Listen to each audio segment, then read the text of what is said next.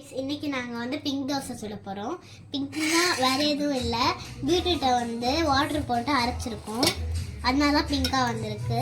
சரி வாங்க தண்ணி ஊற்றி இது பண்ணிடலாம்.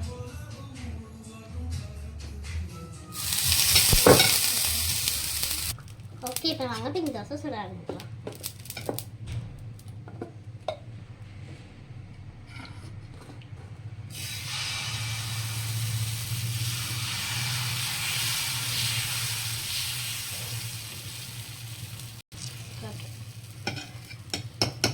அப்பதான் நல்லா டேஸ்டாக இருக்கும்.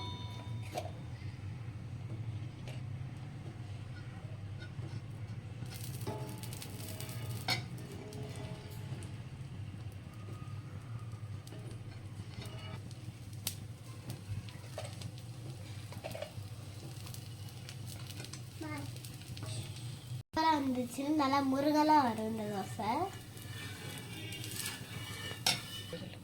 திருப்பி போட்டுடலாம். ஆனால் மற்ற தோசையை விட இந்த தோசை நல்லா முருகலாக வருது.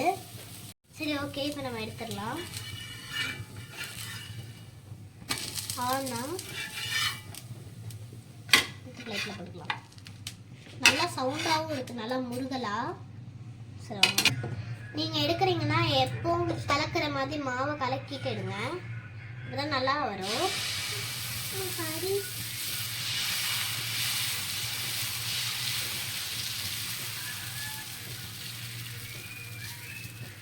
ஓகே.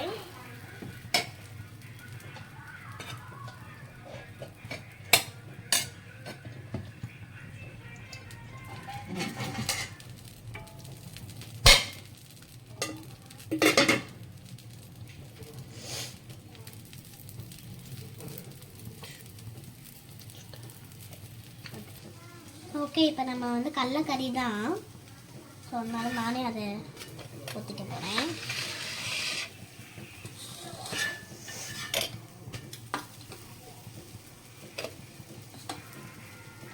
இந்த பீட்ரூட் தோசை கூட கடலக்கறி வச்சு சாப்பிட்டா அவ்வளோ ஒரு டேஸ்ட்டு. ஸோ அதனாலேயே